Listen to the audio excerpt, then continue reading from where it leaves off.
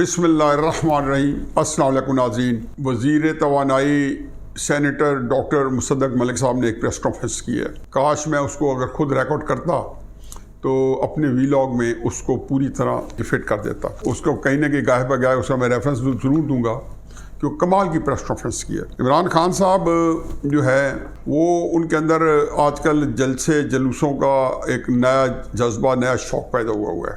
3-4-5 दिन पिछले शहबाज गिल साहब की गिरफ्तारी ने उनको खासा अंडर प्रेशर रखा, हल्कान के रखा है।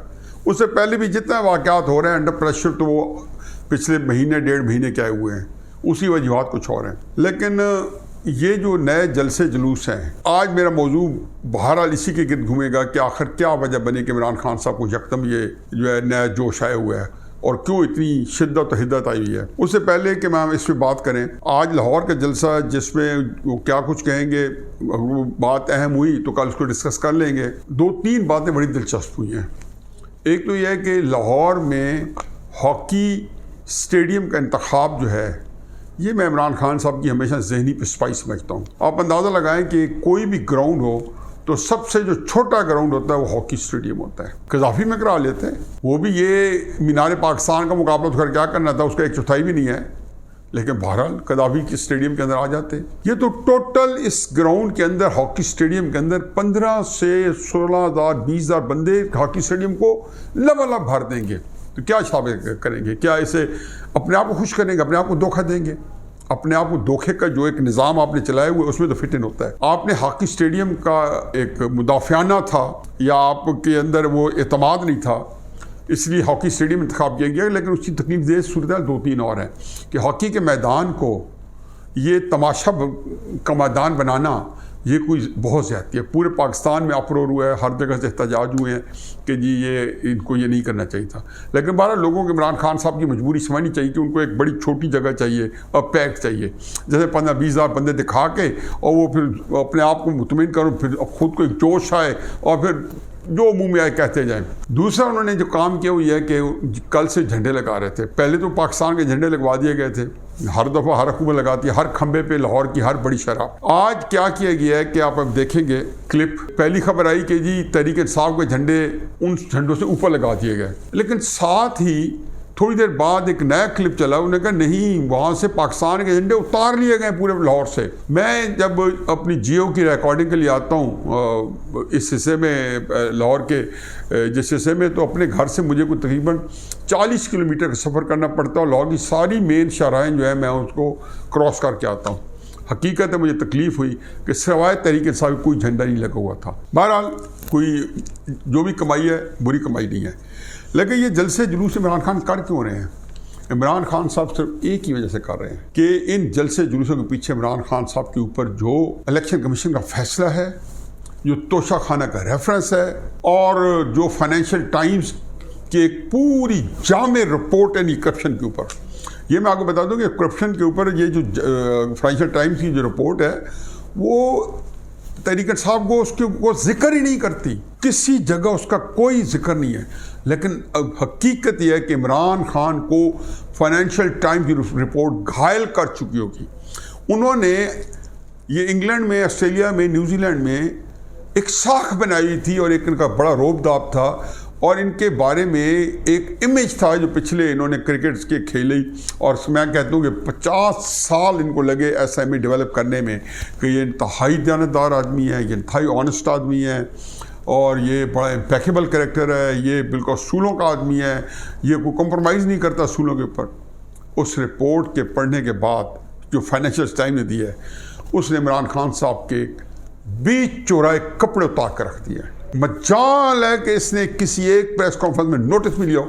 इमरान खान साहब हमेशा से बात में बड़े क्यूरियस और उनको एक लगा होता था कि कोई किसी तरह बाहर की अखबारों के अंदर उनके बारे में कोई नेगेटिव खबर ना छपे। वो पाकिस्तान के अंदर इतने फिक्रमंद नहीं थे, उर्दू अखबारों में तो बिल्कुल नहीं थे, लेकिन वो अंग्रेज़ी अखबारों में और ब्रिटिश जो यूके अखबारों में, फिर अमेरिका की अखबारों में फाइनेंशियल टाइम्स की रिपोर्ट को दुनिया के 15-20 बड़े सहाफ़ियों ने, जो मेरी नज़र से गुजरी, पता नहीं कितने दर्जनों ने उठाएगा, इंडिया में, अमेरिका में और बड़ी बड़ी अखबारों में। फाइनेंशियल टाइम्स खुद दुनिया के चंद चीदा जिसको 8-10 बड़े रिप्यूटेबल अखबारों में होता है।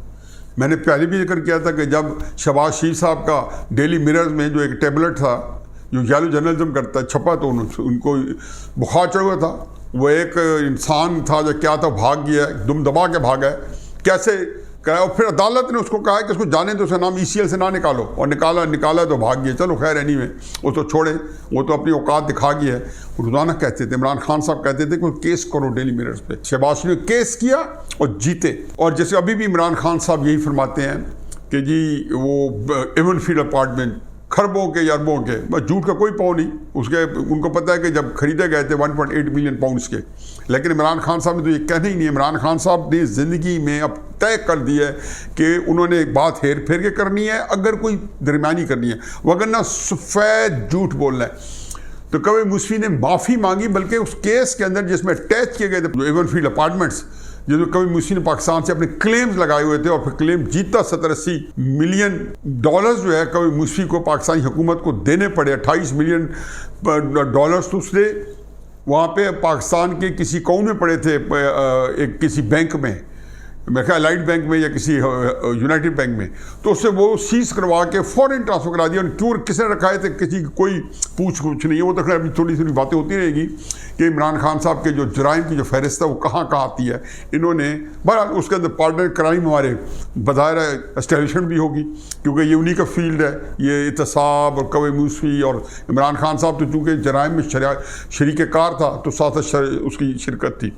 तो नवाज शरीफ को भी उसी अदालत ने में उन्हें केस किया कि इन्होंने गलत अपार्टमेंट अटैच किए। कभी मुस्फी ने माफ़ी मांगी, फिर अदालत में भी, और उनको भी कंपनसेशन देनी पड़ी, उनके वकील को भी, नवाज शरीफ साहब को डैमेज की, और ख़ुद भी उन्होंने माफ़ी मांगी। बाद में माफ़ी मांगी कि मैं बड़ा जुल्म किया, मैं झूठ बोलता रहा हूँ। बहरहाल इमरान खान साहब जो हैं बाहर की अखबारों के बारे में बहुत मुतफक्र रहते हैं, तो फाइनेंशियल टाइम्स ने उनका डंका 400 बजा दिया है। वो बड़े खुश होते हैं जी पाकिस्तान में बड़े जिक्र हो रहे हैं उनकी करप्शन के ऊपर, तो प्रोग्राम उन्हीं पे हो रहे हैं। अब इमरान खान साहब ने जल्द से जुलूस शुरू किए हुए कि ये सारी करप्शन जो है इसके ऊपर पर्दा पड़ जाए। आपको याद होगा कि जब राजा सिकंदर सुल्तान साहब को अपॉइंट किया गया तो इनका चेहरा खिला हुआ था, बातें जो थी वो मेरा ख्याल है दुगनी हुई थी जितना उनका नॉर्मल साइज़ है। और इनका एक ही फरमान था कि राजा सिकंदर सुल्तान इतना ज़बरदस्त आदमी, दिमाग कमाल का हमने चुन लिया। 2014 से पार्टी फंडिंग केस, ममनुआ फंडिंग केस अकबर बाबर साहब ने किया हुआ था, और वो जिसको कहना चाहिए कि मर्द अजीम, कोई ऐसा तकड़ा बंदा था, वो बेचारा अकेला नामसाइद हालात में वो चलता रहा और इसके डटा रहा इसके साथ। वो जब वज़ीर आज़म बने तो 2019 या 20 में राजा सिकंदर सुल्तान आया, तो इनको बड़ी आस लग गई कि अब मेरा राजा सिकंदर सुल्तान को चूँकि मैंने अपनी मर्जी का बनाया है इलेक्शन कमीशन का हेड, ये जो चीफ इलेक्शन कमिश्नर है, ये बहरहाल शायद मेरी मर्ज़ी के ऊपर करेगा। फिर वो राजा सिकंदर सुल्तान साहब का बयान भी था कि वज़ीर आज़म साहब ने मुझे कई दफ़ा बुलाया कि मेरे साथ आके बात कर लें, जो इन्होंने इनकार कर दिया। इन्होंने कहा जी अगर तो कोई बात है केस के बारे में तो मुझे उसमें नहीं आना, और बाकी कोई और बात है तो वज़ीर आज़म साहब जो है कोई मीटिंग कॉल करेंगे तो उसमें हम मालूम आ जाएंगे। यानी कि उनको ये पहले इन्होंने ट्राई की कि किसी तरीके से उनके ऊपर दबाव डाला जा सके। अच्छा खैर एनीवे, जब देखा कि उन्होंने फैसले करीब आ रहे हैं, उनको पता चल गया और कोर्ट का भी आ गया कि हेयरिंग करें, इन्हें शोर मचा दिया। पहले कहा जी कि मुस्लिम नून को और पीपल्स पार्टी के किसी साथ होने चाहिए, बिल्कुल साथ होने चाहिए, लेकिन आपका 2014 का केस और 2019 का केस, उनके अंदर 5 साल का फासला होना चाहिए। चलो 5 महीने का दो, आपका केस आ गया, 5 महीने और देते, लेकिन वो कहते थे वो साथ थे। यानी कि आपको हर तरह के प्रिविलेज, हर तरह की आपको जो है सहूलत मुयसर पाकिस्तान के हर इदारे में, हर जगह पे फैसला आ गया। इमरान खान साहब का कच्चा चक्का सामने, सात तोशा खाना शुरू हो गया। कल फरमा रहे थे बड़ी एक उन्होंने कोई अपनी मर्जी के मीडिया के लोग और शोबिज़ के लोग इकट्ठे किए हुए थे और उनसे गुफ्तगू फरमा रहे थे इनको ये मेरे खिलाफ तोशा खाना का केस मिला ना। इमरान खान साहब, आपके खिलाफ केसों का एक हिमालय पहाड़ है, आपको अंदाज़ा नहीं है कि कितने केसेस बन रहे हैं, लेकिन कोई बंदा आपके हथकंडे नहीं इस्तेमाल करना चाहता कि इंक्वायरी स्टेज में आपको पकड़ लिया जाए। जो काम बिल्कुल पक्के हो गए हैं, जो ओपन एंड शट है वो सामने आ गए। जहाँ जहाँ आपने झूठ बोला है उसमें तो चूँकि आपकी नाहली बनती है तो फ़ौरन आ जाएगी, फिर आपको रोना है कि मुझे नाहल करार दिया जाएगा। क्यों ना किया जाए? अगर नवाज शरीफ साहब को झूठे सच्चे अपने बेटे से तनख्वाह ना लेने पर नाहल करार दे दिया गया है, तो हमें कौन से सुर्ख आपके पर लगे हुए हैं? फिर आप ये जो शोर मचा रहे हैं कि किसी तरीके से आप लोगों को उकसाएं ये आप कुछ भी नहीं कर सकते। कल भी फरमा रहे हैं जी कि मैं ये जलसे में इलेक्शन मांगूंगा। ये कुछ शौकत खानम के फंड्स हैं जो खरायत में मिलेंगे आपको? आपने तो इलेक्शन 10 अप्रैल को जब आप माजूल हुए थे या आपको असम्बली ने धक्के दे के पाकिस्तान की असम्बली ने आइन के मुताबिक निकाला था, तो आपने तो कहा था मुझे इलेक्शन दे दें मगर मैं इस्लामाबाद आ रहा हूँ 25 लाख लोग लेके। और क्या साथ कहा था कि 25 लाख लोग लेके आऊँगा और उस वक्त तक इस्लामाबाद से नहीं जाऊँगा जब तक इलेक्शन नहीं मिलेंगे। आपने जलसे के 30, 35, 40, फिर आप 25 मई को इस्लामाबाद का ऐलान किया। आप इस्लामाबाद पहुँच भी गए 26 मई को, उसकी तफसील मैं कई दफ़ा जिक्र कर चुका हूँ। फिर क्या आप बैठे हैं या इलेक्शन मिल गए हैं? क्योंकि आप तो वापस चले गए थे, तो क्या इलेक्शन मिल गए? सारी तहरीक साहब यही कह रही थी कि इमरान खान जाएगा इलेक्शन लेके आएगा। और जब तब आपको इलेक्शन नहीं मिले तो अब कौन देगा? मैं तो हमेशा कहता हूँ कि शहबाज शरीफ चाहे तो भी आपको इलेक्शन नहीं दे सकते। इलेक्शन आपको मिलेंगे अक्टूबर नवंबर 2023 को। क्राइसिस ये है कि इन बिटवीन आप एक्सपोज होते जा रहे हैं। आपने अमेरिका के खिलाफ बयानिया झड़ा, गुलामी का आपने बड़ा ज़बरदस्त किया। मैं क्यों कहता था कि इमरान जल्दी इसमें क्यों है कि मुझे महीने के अंदर इलेक्शन दिया जाए, कि जो झूठा बयानिया है, झूठ के लंबर सा रहना नहीं है, झूठ के पौ नहीं होते, झूठ तहलील हो जाता है। ये ठीक है कि जब तक झूठ का पता चलता है कि ये नंगा झूठ जो है उसको जब सच के कपड़े पहनाए जाते हैं, एक अंग्रेजी कहावत है, तो वो आधी दुनिया का सफ़र कर चुका होता है, खासा कोई मुतासर कर चुका होता है। लेकिन जब जाहिर है जब कपड़े पहना दिए जाते हैं और झूठ जो है फारिग हो जाता है, तो फिर तो कोई चीज़ नहीं रह जाती। चुनांचे इमरान खान साहब का जो झूठ था वो अब एक्सपोज हो रहा था कि इम्पोर्टेड हुकूमत, और साथ ही जिन लोगों को कहा जा मीर जाफर जूही सादिक, उनके जाकर जो है टखने पकड़े जा रहे थे, पाँव पकड़े जा रहे थे, उनसे राब्ते कायम किए जा रहे थे। कई चीज़ें समझ भी आई हैं कि किस तरीके से तमतराक से उनके आगे हाथ जोड़े गए कि माफ़ भी कर दें। शहबाज गिल का मामला आया।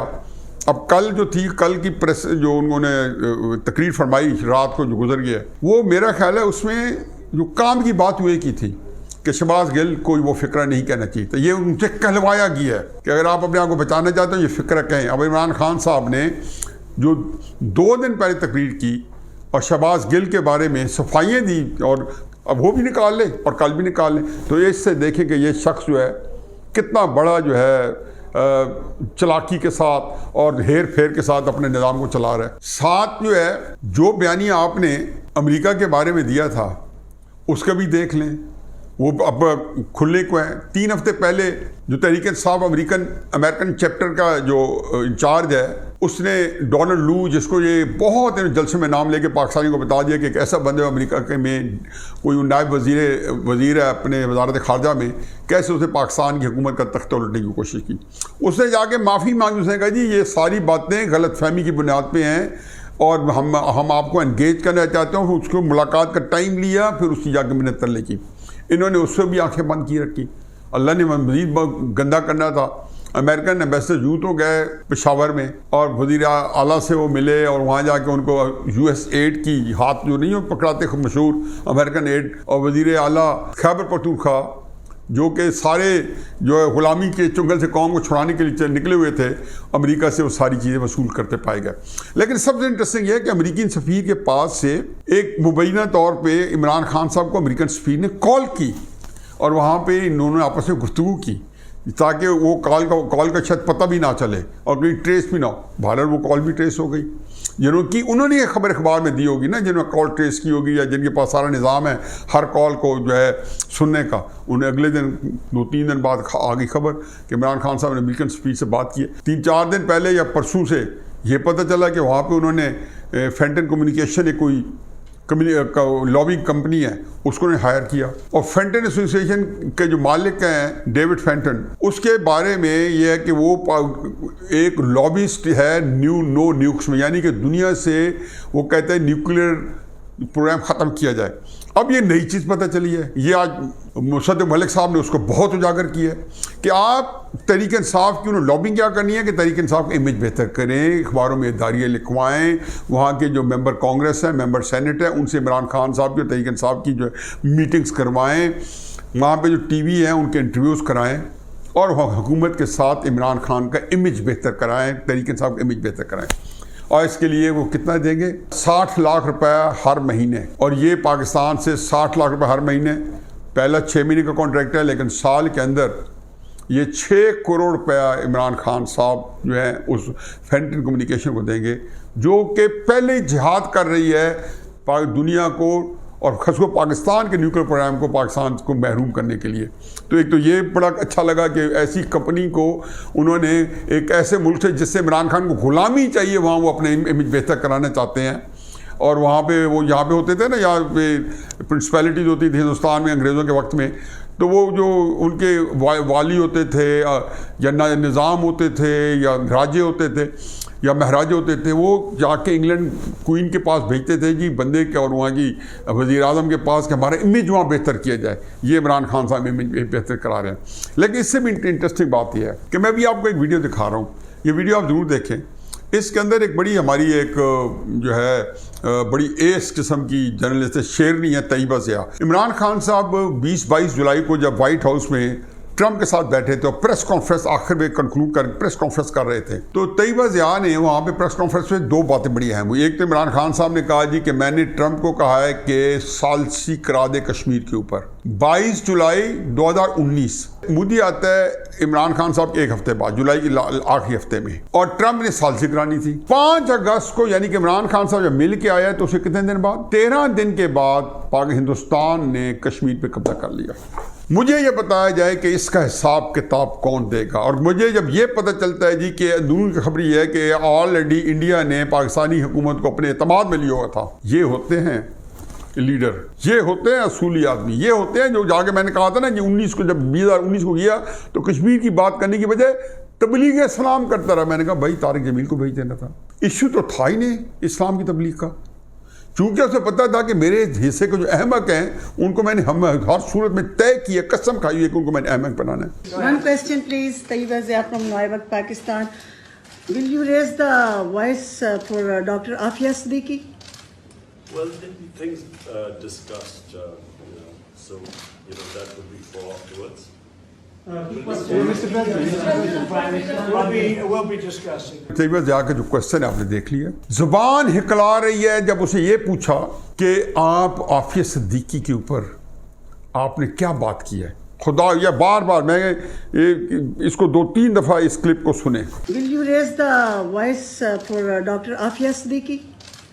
Well, things discussed, so that would be for afterwards. Mr. President, we'll be discussing. और फिर ट्रंप का भी हिसाब देखें कि उसने इसकी मदद के लिए आता है ट्रंप, और वो कहता है कि हाँ हूँ, और उसको तैयबा ज़िया ने फिर बाहर आके क्या कहा वो भी अब सुन लें। आपने देखा नहीं जब इमरान खान वाशिंगटन आया और ट्रंप के साथ बैठा था तो किसने सवाल उठाया था कि आफिया को कब रिलीज करेंगे? वो मैं थी।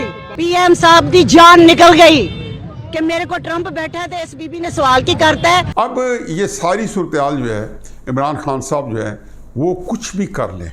इमरान खान साहब आप तो खैर तय कर लिया कि आपने हिसाब नहीं देना, तलाशी नहीं देनी। ये कैसे हो सकता है कि आप इंक्वायरी स्टेट के ऊपर मरियम नवाज से लेके शायद खाका नवाजी को लेके सबको 3-3 महीने के रिमांड के अंदर, 45-45 दिन के रिमांड के अंदर जेलों में रखें और जाली केसेस बना के, और अकामे के ऊपर के इसने वालिद से तनख्वाह नहीं ली। एक वज़ीर आज़म मुंतखब को जो है ये 3 जज जो 4 जज फुदकते हुए वो उसको डिस्क्वालीफाई कर दें। कैसे हो सकता है कि आप तलाशी नहीं देंगे? ट्रंप के आगे तो जिस तरीके से आप लजाए बैठे थे यही थे ना, लीडर ऐसे होते हैं ना। अब वो क्लिप बार बार देखें कि इतना मुअद्दब हो के और इतना बाअदब बामुलाजा, आपने तलाशी फिर भी देनी है, चाहे आप अमेरिका के गुलामी करें या ना करें। तलाशी को उससे कोई ताल्लुक नहीं है।